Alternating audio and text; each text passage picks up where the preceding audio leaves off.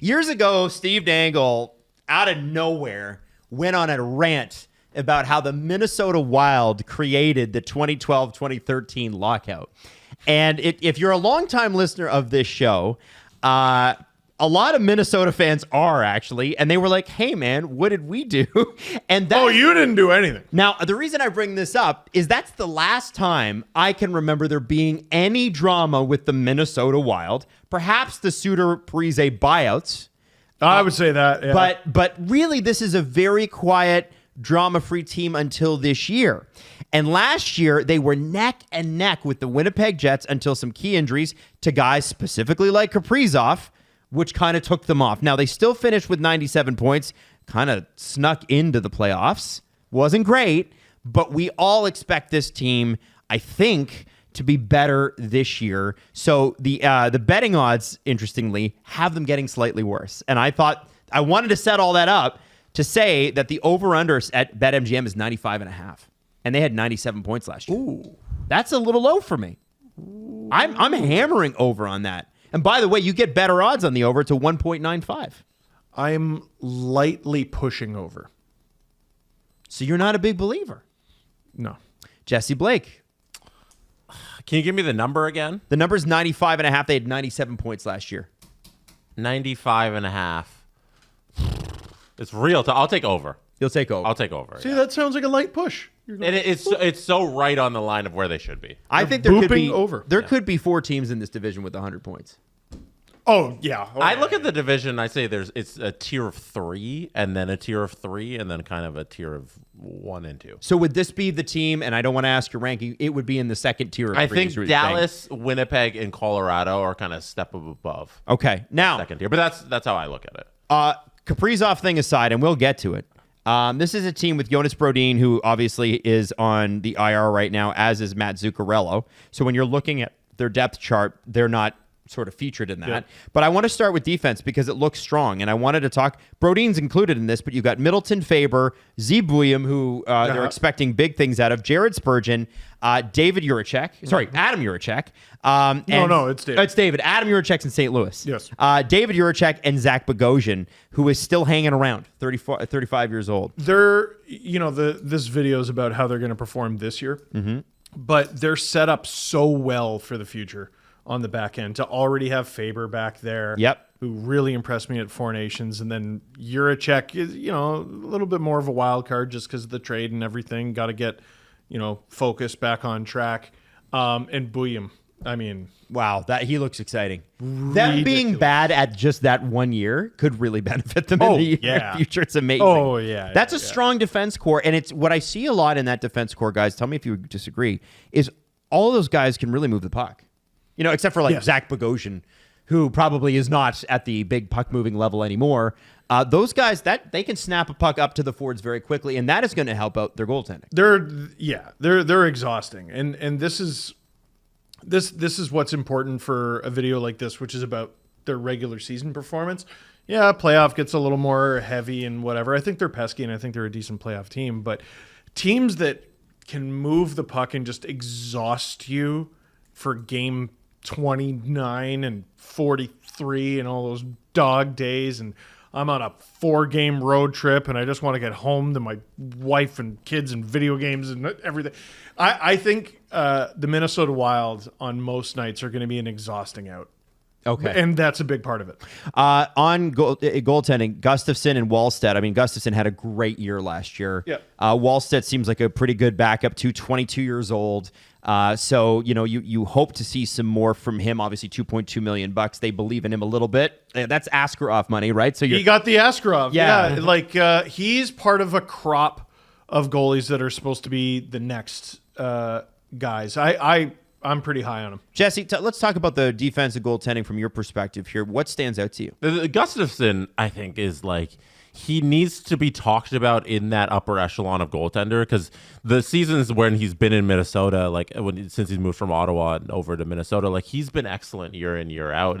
A little bit of a dip in the 23-24 season, but I don't put that entirely on him. Last year with like the full workload, 58 games, the 914, and he really held them up for a long while in that second half of the season into the new year after January 1st, where the team wasn't very good. They didn't pick up a lot of wins, and he still had good numbers game in and game out. And I think Gustafsson is in that elite class of goaltender. Hard to deny that their strength really does exist up front, though, with a guy like Kirill Kaprizov, who did, as of this recording, turn down an 8-year, $128 million contract, $16 million bucks. In asking around, and again, I said this on the SDP, I'll say it here, when a player does, when that kind of deal gets rejected, I asked people that would know, and they said, yes, it will affect the dressing room. To what extent, we don't know, but we do know that you need to have a strong dressing room to try to have that not be a distraction. Marco Rossi is re-signed. It's looking like he's going to play with Kaprizov and Matt Boldy. What an opportunity for him. And then you've got Ogren, Eriksson Ek, Tarasenko, who's looking to have a bounce-back year, Johansson, Hartman, who's psychotic, Foligno, and then Trenenstrom and Urov as your fourth line, at least penciled in. It seems like a pretty balanced group, but maybe not the depth scoring that you need to compete with the guys at the top end of the division. And we saw that when Kaprizov was out. I tell you what, like, listen, having them ranked where I've ranked them, without spoiling it, but you already talked about the tiers of this division. If they're not completely dominant, like if you're not in a locked-in top 3 spot and Kaprizov is unsigned as the trade deadline approaches, no Wild fan wants to hear this. You have to very seriously consider trading this player. You are pretty well set up for the future. You are. At least on the back end. You do have cap space right now. And if you wanted to, you could do this crazy all or nothing, balls to the wall, empty the tank, acquire guys, make a real run of it. The more responsible thing to do, if it looks like he's leaving, is cut your losses. Oh. Take it from a Leafs fan. Yeah. We got a third-line center for Mitch Marner, and we're lucky for it. Ask the Islanders. Well, it actually ended up working out pretty well for them. I don't think that's going to happen to you, though.